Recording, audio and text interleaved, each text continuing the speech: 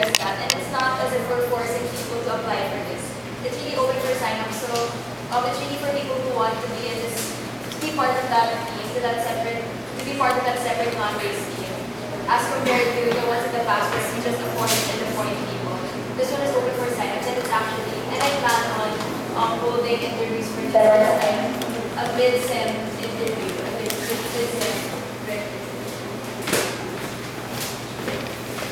Yeah, one last question. This is for everyone. To those with opponents, what do you have or what can you offer that your opponent can't?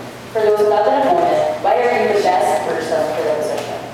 Again, to those with opponents, what do you have or what can you offer that your opponent can't? For those without an opponent, why are you the best person for the position?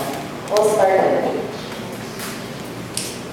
So I think this go back to my USP and to be both I think it's really essential. You understand your committee and how the meetings all work. And since I started out in press, went to Brandon, and then followed up with content, and then doing creative for Apple, which is essentially what creative does as well in POG. I think that I already have a good understanding of how these POG teams work. And being in POG since my second semester, this is practically my home in JV. And so this gives me a really solid foundation of how POG works and how POG can better help your organization. So because of my past experiences, and I know it's not my track isn't perfect, but now I know the mistakes and what ways I can improve on them, and I can share that with my committee members and the rest of of JMA as well. Okay. My adjournment comment is that I've been in non-based teams, actually MD, ad hoc, MD, and I also didn't repeat any functions, so I was promo, creative, launch marketing. And then I think that gives me an edge somehow because I already know my way around all these events, if it's an event, if it's like a campaign, I know my way around it already, so I'm already familiar with it. And at the same time, I also, for example, being in non-base, I was given a view that's not readily available to people who are usually in base. For example, because vice president is not just vice president of the committee, it's also vice president of the organization. So my knowledge around the organization has been super broad already because of all the experiences I've had. So given that, I want to bring it back to base, and I want to help SPR members grow and know the same things that I wish I would have known if I were when I was younger. For me, I think my edge over my opponent is that I have built up concentrated growth in my base. So I have known even though I've only been in Cambrel, I've also, since I've been a chair, I've been part of all teams, both PR event, Cambrel, Sprint, and Team Athletics. And I've also joined Orquest, so technically team represent is also included. And I really know how to handle things within my base. So whenever my team and my members need me, I'm always there for them. I'm always ready to guide them. But then even beyond my concentrated growth in my base and the way I spend time with my JMA, I've also had a holistic growth outside the organization through different organizations and institutions. So I have built more connections, and since it's the SPR VP's role, like I mentioned yesterday, to establish beneficial connections and partnerships and overall relations with organizations and institutions, I think that I'm very capable for the job since I've already started doing so. Basically, obviously the first thing talaga that you need if you want to become president is you really need to know this organization. And I really believe that no one can deny how much I love this organization. I've been here from the start and I've never left it. I've never set it aside. I've always been here. So that's obviously one thing that I have. But another thing is, I think coming from different teams, I'm a bit well-rounded. I've come from a systems team, I've come from an events team, I've come from a non-based team that works with a corporate sponsor, and I've come from a service team, and now I've become a chair. I think touching the different aspects of the different types of teams in JV, I really think having a broader view is really important in becoming president, which is something I think I have. And with that broad view and broad experience, I think I can come up with better, innovative solutions to problems that I have seen while I've been in the different positions. So yes, I think with all of that, I really think I can that's really what I want to bring. Okay, so probably I would say that my non-based experience, my project coordinator experience, I've been able to handle event teams, I've been able to handle applicants as well as members with sprint and with team recruitment.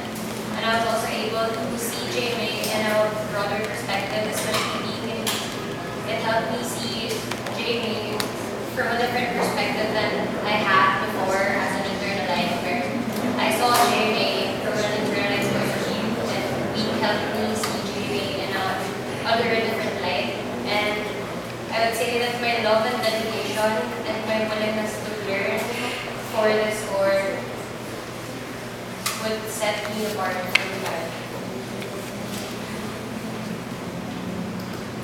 I think it's undeniable that I really love my degree and management centers. However, I think that I'm the best candidate for this position because being the chair this semester, I was able to look at each strength, each weakness. I was able to get to know each of the teams even more, even though I was a part of EMS and COPS in the past. And having a good understanding of X-Pros, since that was done before, I think that I can grow. I can further improve the different teams and externals because I was able to, I'm being, during this set, I was a bit too hands-on, I think, with the team. So I really know everything that happened during the entire set. And I think that I'm the best candidate in this position because I know what the externals needs now.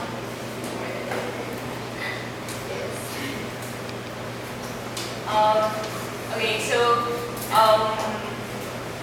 cause for me, well, I've been in an officer position. I've been a head. I've been a chair. I've been in non-base, and I believe that in every position that I've been in, I really give my all. I get to know the people. I make sure that I maintain good relationships with them. I do what I have to do for each position.